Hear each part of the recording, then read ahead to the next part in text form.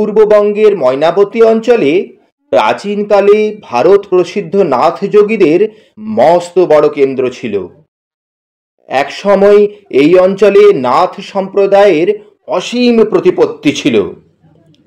আজ আমরা এই নাথ সম্প্রদায়ের এক শিষ্যা শ্যামলী নাথ মায়ের জীবনের কিছু ঠাকুরের কৃপা নিয়ে প্রস্তুত করতে চলেছি আমাদের ক্ষুদ্র শ্রুতি নাটক প্রাণের ঠাকুর নিগমানন্দ। ঠাকুর মহারাজের ভূমিকায় বিশ্বজিৎ জানা, শ্যামলী মায়ের ভূমিকায় মুন্নিধর, শ্যামলীর স্বামী সহদেবনাথের ভূমিকায় পার্থ ভট্টাচার্য, সহদেবের বন্ধু মহিম চৌধুরীর ভূমিকায় অমল হালদার, শ্যামলীর শাশুড়ি মা বন্দনা পাল, শ্যামলীর যা শুভ্রা মণ্ডল, প্রতিবেশী শৈলবালা লিপিকা ভট্টাচার্য, সঞ্চালনা পার্থ প্রতিম চ্যাটার্জি ও তনুশ্রী পাল, নাট্যরূপদানে তনুশ্রী পাল, নাট্য নির্দেশনা তনুশ্রী পাল, এডিটিং সৌভিক রায়, কণ্ঠসঙ্গীতে দেবকুমার পাত্র, তনুশ্রী পাল, লিপিকা ভট্টাচার্য ও পার্থ ভট্টাচার্য। শ্যামলী মায়ের পরিবারের সবাই বৈষ্ণব ভাবাপন্ন ছিলেন এবং তার স্বামী সহদেব কুমারের পরিবারেও সবাই বৈষ্ণব ভাবাপন্ন ও কুলগুরুর দীক্ষিত হয়েছিলেন। শ্যামলী মায়ের স্বামী সহদেব কুমার নাথ 1920 সালে করিমগঞ্জের সরকারি উচ্চ ইংরাজি বিদ্যালয় হতে প্রথম বিভাগে ম্যাট্রিক পাশ করেন এবং বার্মা অয়েল কোম্পানিতে কেরানির কাজ পান। বদরপুর জংশনের কাছে 5 গ্রামে তিনি কর্মে যোগদান করেন। এখানে কাজ করার সময় শ্রী মহিম চৌধুরীর সঙ্গে সহদেব বাবুর প্রগাঢ় বন্ধুত্ব হয় একই সাথে কর্ম করার সুবাদে। এই মহিম চৌধুরীর মাধ্যমেই এনারা শ্রী শ্রী ঠাকুরের সন্ধান পেয়েছিলেন। স্বামী সহদেবনাথ দেবতুল্য মানুষ, তার গানের গলাও দারুণ, সবাই তাকে খুব শ্রদ্ধা ভক্তি করে। কিন্তু তিনি শ্যামলীর সঙ্গে বড়ই খারাপ আচরণ করেন, কথায় কথায় আঘাত করেন, অপমান করেন। শ্যামলী বড়ই মনোকষ্টে থাকে। তার এই সংসার ছেড়ে মনে হয় কোথাও চলে যায়, কোনো মহাপুরুষের আশ্রয়। একদিন রাতে সে স্বপ্ন দেখল এক দিব্য জ্যোতির্ময় মহাপুরুষ, কি অপূর্ব তার জ্যোতি। মহিম চৌধুরীর কাছে একটি বই ব্রহ্মচর্য সাধনে ঠাকুরের মূর্তি দেখে স্বপ্নের সেই মহাপুরুষকে শ্যামলী চিনতে পারেন। তখন মনে মনে ঠিক করেন এনার কাছেই দীক্ষা নেবেন। কিন্তু তার স্বামী সহদেব কুলগুরুর কাছে দীক্ষিত, তাই সে আর দীক্ষা নিতে চাননি। এর কিছুদিন পর 1335 সালের ভাওয়াল সম্মেলনীতে মহিম চৌধুরী এক প্রকার জোর করেই তার বন্ধু সহদেবকে সম্মেলনীতে নিয়ে যান। ঠাকুরের দর্শন, ঠাকুরের লীলা কাহিনী শুনে সহদেবের মন ঠাকুরের প্রতি এক শ্রদ্ধা, ভক্তি, ভালোবাসায় ভরে ওঠে। সহদেবকে তার বন্ধু মহিম চৌধুরী বারবার বলতে থাকেন, এমন সদ্গুরুকে সামনে পেয়ে আমাদের জীবন ধন্য। আহা, ওনার কাছে দীক্ষা নিয়ে নাও বন্ধু। কুলগুরুর কাছে দীক্ষা নেওয়ার পরও সদ্গুরুর কাছে দীক্ষা নেওয়া যায়, বুঝলে ভাইয়া সহদেব, দীক্ষা নিয়ে নাও। অবশেষে সহদেবনাথ শ্রী শ্রী ঠাকুরের দীক্ষা গ্রহণ করেন। ঠাকুরের দীক্ষা গ্রহণের পর সম্মেলনী থেকে বাড়ি ফিরে আসার পর সহদেব যেন এক নতুন মানুষ হয়ে গেলেন। সরোজ রানী, ও মা সরোজ রানী, এই দেখ তো মা, ঠাকুরের আসনখানি কেমন পেতেছি ঘরের একদিকে। খুব ভালো লাগছে বাবা। ঠাকুরকে তুমি সামনে থেকে কেমন দেখলে বাবা? উনি কি বললেন? কি অপরূপ সেই মূর্তি রে মা, যেন যেন সোনার অঙ্গ, দেখলে যেন চোখ ফেরানো যায় না। মনে হয় যেন প্রাণটা আমার খুব ব্যাকুল হয়ে আছে রে মা। মনে হয় এই সংসার ছেড়ে ঠাকুরের কাছে চলে যাই। কিছুই যে আর ভালো লাগে না রে মা, কিছুই যে আর ভালো লাগে না। বাবা বাবা, তুমি যে স্তোত্র পাঠ গান করছো, আমিও করব তোমার সাথে।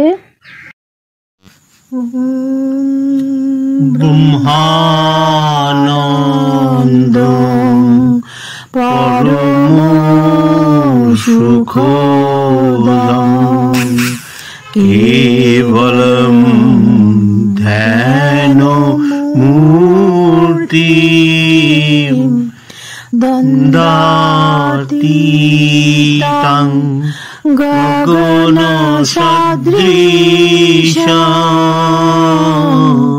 তত্ত্বমস্যাদিরোক্ষম একম নিত্যম বিমলমচলম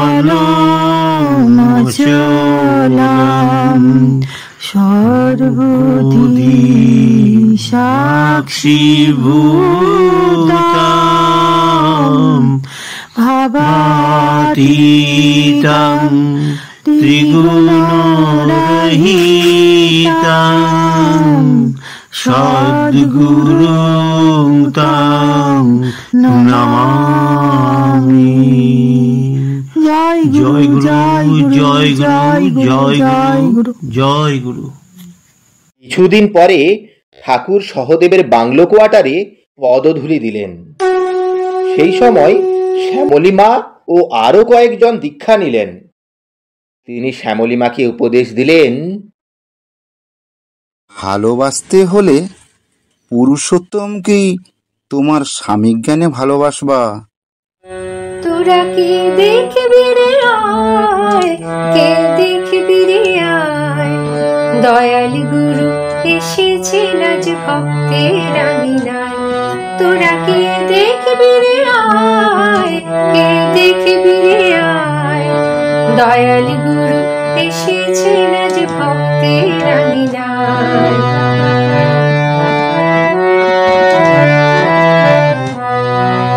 শঙ্খ বাজাও অনুরাগ খুশির সীমানায়, কল্পতরু এসেছেন আজ ভক্তের আঙিনায়।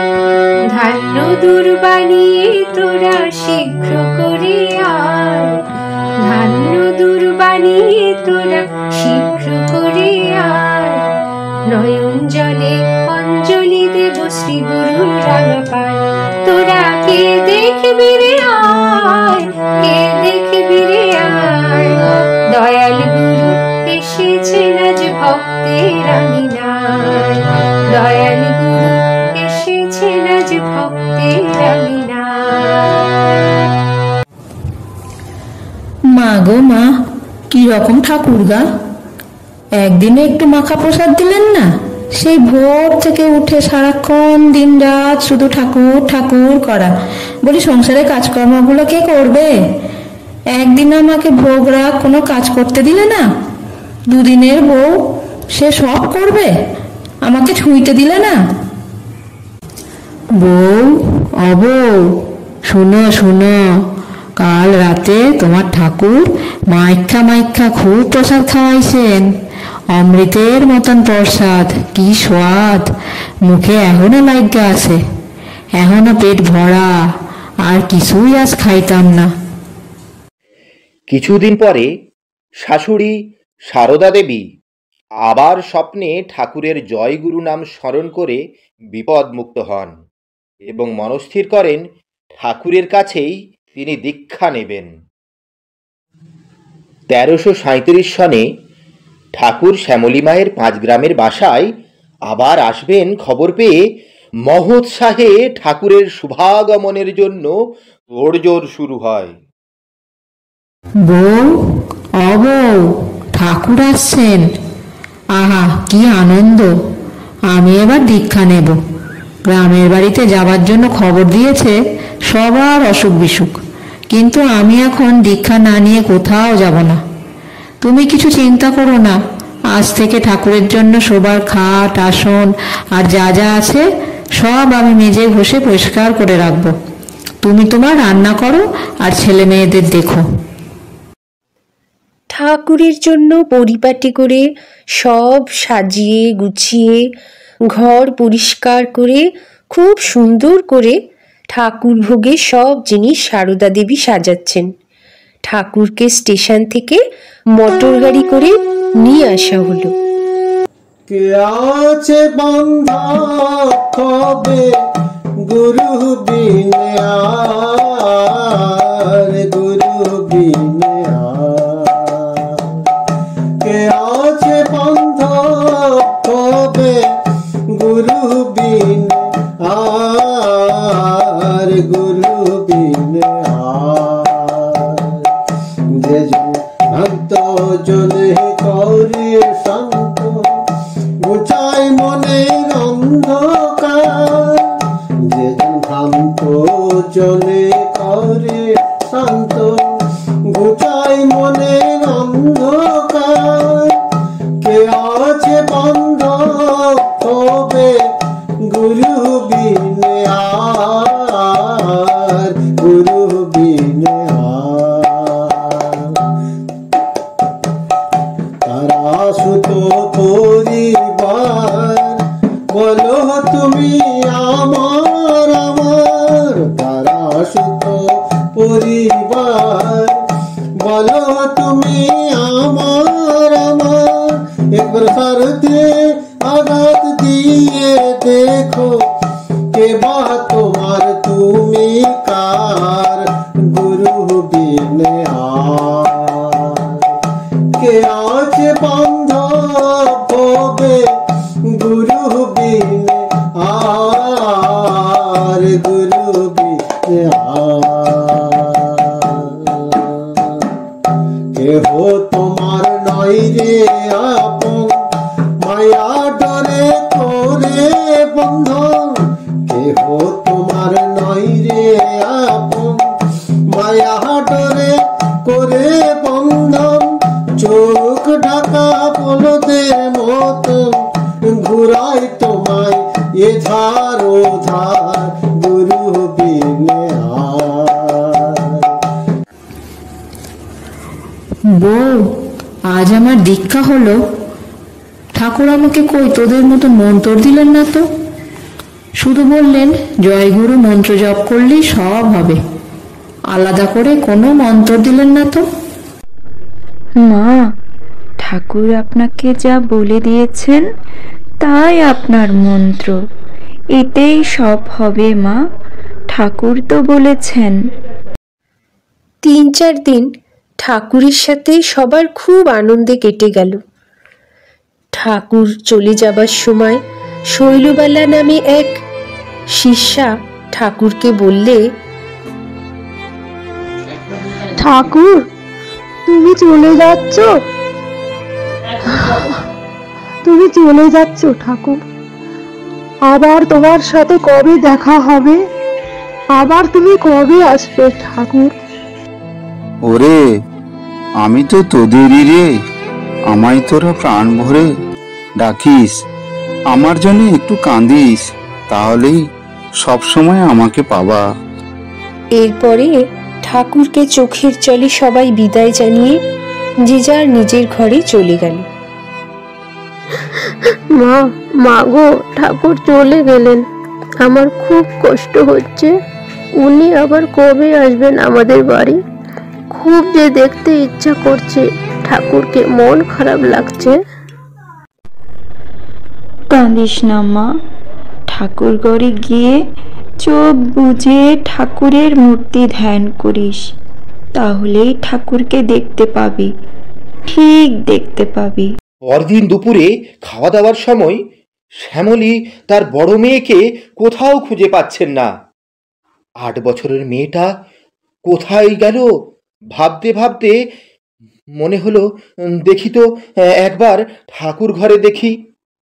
সত্যি মেয়েটি ঠাকুর ঘরে ঠাকুরের সামনে ধ্যান করছে চোখ বন্ধ করে।